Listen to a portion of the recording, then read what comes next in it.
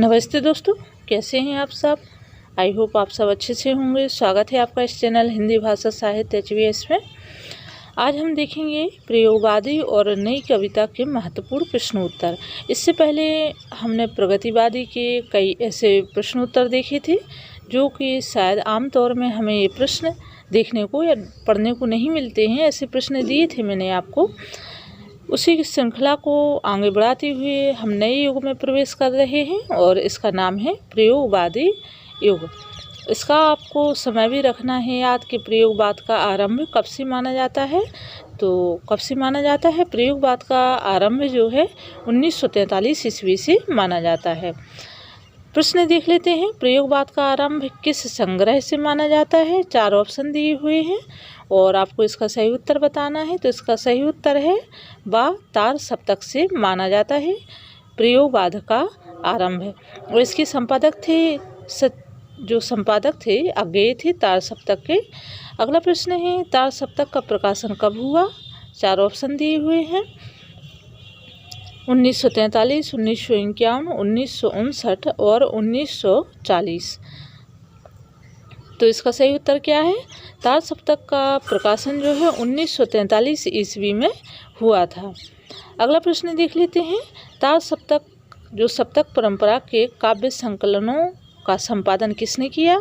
जो सप्तक परंपरा में कविताएं या रचनाएं आई तो उनके संकलन जो उनका इकट्ठे जो उनका संचयन हुआ तो उनका संपादन किसने किया? तो इसका सही उत्तर क्या है? अज्ञेय। अज्ञेय को उनका पूरा नाम आपको याद रखना है। तो इनका संक्षिप्त नाम है, मैंने पहले भी बताया था। अगला प्रश्न देख लेते हैं। प्रयोगवाद का केंद्रीय सिद्धांत क्या था? 4 ऑप्शन दिए हुए हैं वर्ग संघर्ष का सिद्धांत, आधुनिकतावाद का सिद्धांत, समाज की सर्वोच्चता का सिद्धांत, द व्यक्तिगत स्वतंत्र सिद्धांत। 4 ऑप्शन है इसके। आपको भी इसका सही उत्तर बताना है कि प्रयोगवाद का केंद्रीय सिद्धांत क्या था। तो इसका सही उत्तर क्या होगा? इसका सही उत्तर है द व्यक्तिगत स्वतंत्र सिद्धांत। यहाँ पर ये बताया गया है कि जो प्रयोगवादी हैं वो व्यक्तिगत यानी कि व्यक्ति की स्वतंत्रता के पक्षधर थे, उस सिद्धांत को मानने वाले थे। अगला प्रश्न है प्रयोगवाद के अंतर्विरोधों अतिवादों को लक्षित कर उसके आलोचकों ने उसे किस प्रकार का साहित्य कहा है? तो इसका सही उत्तर क्या है? रूपवादी साहित्य कहा है। देखिए जितने भी वाद हुए हैं तो सभी वादों के आलोचक भी हुए हैं, ये हम सभी जानते हैं। और प्रयोगवाद था तो उस प्रयोगवाद के जो अंतर्विरोध थे अतिवादों को लक्षित करके कई आलोचकों ने उसे रूपवाद की संज्ञा दी थी। अगला प्रश्न है नए भावबोध और शिल्पगत प्रयोगशीलता से युक्त किस संग्रह से प्रयोगवाद का प्रारंभ माना जाता है? देखिए प्रश्न देखिए किस प्रकार से घुमाकर के प्रश्न दिया है कि नए भावबोध और शिल्पगत प्रयोगशीलता। अब यहाँ पर प्रयोगशीलता से हम समझ सकते हैं थोड़ा, प्रयोगशीलता से युक्त किस संग्रह से प्रयोगवाद का प्रारंभ माना जाता है? यहाँ पर 4 ऑप्शन दिए हुए हैं तार सप्तक, धूप के धान, अंधा युग और रूपांबरा। तो इसका सही उत्तर आप भी दीजिए। इसका सही उत्तर है तार सप्तक। तार सप्तक से नए भावबोध और शिल्पगत प्रयोगशीलता कहीं ना कहीं रचनाओं में और कविताओं में देखने को मिली। अगला प्रश्न है दुख सबको मांझता है किस प्रसिद्ध प्रयोगवादी कवि की चर्चित कविता की पंक्तियां हैं? दुख सबको मांझता है। दोस्तों ये प्रश्न कई बार नेट के पेपर में, सेट के पेपर में आ चुका है, तो आप लोग इसे विशेष रूप से पढ़िए। इसका सही उत्तर है दुख सबको मांझता है। इसके इन पंक्तियों के लेखक अज्ञेय हैं और अज्ञेय को आपको इनका पूरा नाम याद रखना है। हम संक्षिप्त नाम बताए देते हैं। इनका संक्षिप्त नाम है साहिबा। सा से सच्चिदानंद, ही से हीरानंद और वा से वात्स्यायन। अगला प्रश्न है जीवन के प्रति आस्था, क्षणवाद की महत्ता, लघु मानववादी दृष्टि, कथ्य की व्यापकता, रचनागत वैविध्य किस काव्यधारा की प्रवृत्तियां रही हैं? तो इसका सही उत्तर क्या है? नई कविता की ये प्रवृत्तियां रही, या इन्हें हम विशेषताएं भी कह सकते हैं कि नई कविताएं की विशेषताएं थीं। अगला प्रश्न है, सन 1954 से 1967 के मध्य नई कविता के कितने अंक निकले? तो इसका सही उत्तर है 8 अंक निकले। और नई कविता का आरंभ, जो नई कविता पत्रिका थी, तभी से नई कविता युग का आरंभ भी माना जाता है। अगला प्रश्न है, नई कविता में छपा चर्चित लेख लघु मानव के बहाने कविता पर एक बहस किसका था? और दोस्तों आप लोग इसको भी नोट कर लीजिए, लघु मानव के बहाने हिंदी कविता पर एक बहस। सिर्फ इतनी लाइन आप याद रखिए, पढ़िए। और यह किसका था? यह चर्चित लेख जो है, तो इसका सही उत्तर है विजयदेव नारायण शाही का। अगला प्रश्न है, नई कविता को आगे बढ़ाने में किस संस्था ने उल्लेखनीय योगदान दिया? तो इसका सही उत्तर क्या है? परिमल। परिमल ने नई कविता को आगे बढ़ाने में काफ़ी योगदान दिया और इससे बहुत सहयोग मिला इसको।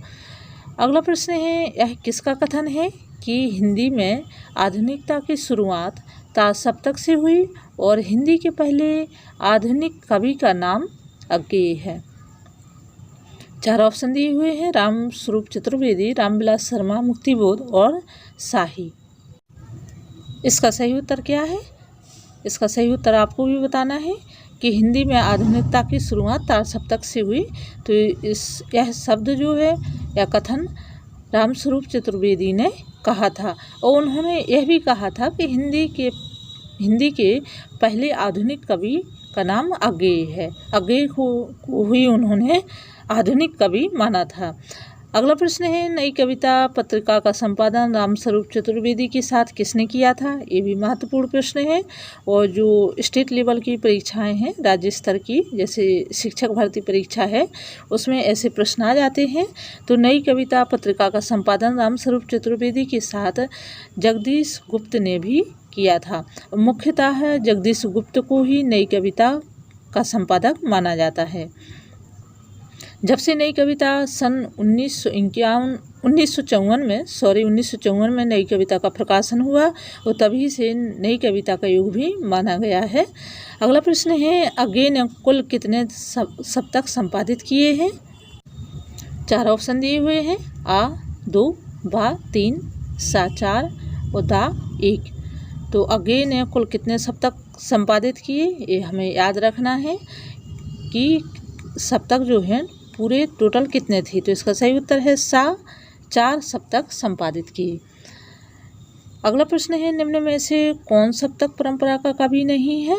यहाँ पर 4 ऑप्शन दिए हुए हैं और NTA नेट के पेपर में ऐसे ही प्रश्न पूछ लिए जाते हैं कि जो 4 सप्तक जो प्रकाशित हुए हैं, उनमें कवि जितने भी कवि रहे हैं, उन सभी को हमें याद रखना जरूरी है कि, और ये भी याद रखना जरूरी है कि कौन से सप्तक के कौन कौन कवि हैं।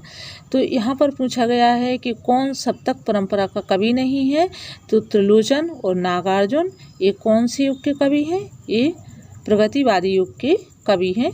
और ये आते तो प्रयोगवाद में भी हैं, लेकिन ये सप्तक परंपरा में शामिल नहीं थे। अगला प्रश्न है, प्रयोगवाद की चमकते हुए काव्य शिल्प पर निम्न में से किसका प्रभाव पड़ा? तो बिंबवाद का प्रभाव पड़ा। प्रयोगवाद की चमकती हुई काव्य शिल्प पर सबसे अधिक बिंबवाद ही दृष्टिगत होता है। अगला प्रश्न है, समय के प्रवाह में प्रयोगवाद और प्रगतिशील काव्य किस आंदोलन में समा गए? तो इसका सही उत्तर है नई कविता में। कहें क्योंकि जो प्रयोगवाद के बाद है नई कविता का आरंभ हो जाता है और प्रगतिशील काव्य आंदोलन में दोनों ही समा गए। अगला प्रश्न है, प्रयोगवादियों को किस विचारधारा ने सर्वाधिक प्रभावित किया है? और इसके 4 ऑप्शन हैं, मार्क्सवादी, अस्तित्ववादी, समाजवादी और राष्ट्रवादी। ये आप लोगों को भी याद रखना है कि प्रयोगवाद को किस विचारधारा ने सर्वाधिक प्रभावित किया है। तो सर्वाधिक प्रभावित किया है अस्तित्ववादियों ने। और कहीं ना कहीं प्रयोगवादी जो हैं अस्तित्ववादियों के ही अनुसार चले। अगला प्रश्न है, प्रयोगवाद को अतिरूपवाद से मुक्ति किस परवर्ती काव्यधारा में लिखी? तो प्रयोगवाद को अतिरूपवाद से मुक्ति नई कविता काव्यधारा में लिखी गई कि प्रयोगवाद का कहीं ना कहीं नई कविता में कई जगह उल्लेख किया गया है और इसको अच्छा भी माना गया है प्रयोगवादियों को। अगला प्रश्न है, प्रयोगवाद के समांतर चले साहित्य आंदोलन नकेनवाद या प्रपद्यवाद का प्रवर्तक कौन है? तो ये भी आपको याद रखना है कि जो नकेनवाद है ये 3 भाई थे और इसका एक और नाम है प्रपद्यवाद। तो इसके जो प्रवर्तक थे वो नलिन विलोचन शर्मा मुख्य रूप से माने गए हैं। दोस्तों प्रश्न आपको कैसे लगे ये कमेंट बॉक्स में लिख कर के बताइए। आज के लिए इतना ही। पढ़िए, आगे बढ़िए। Thank you.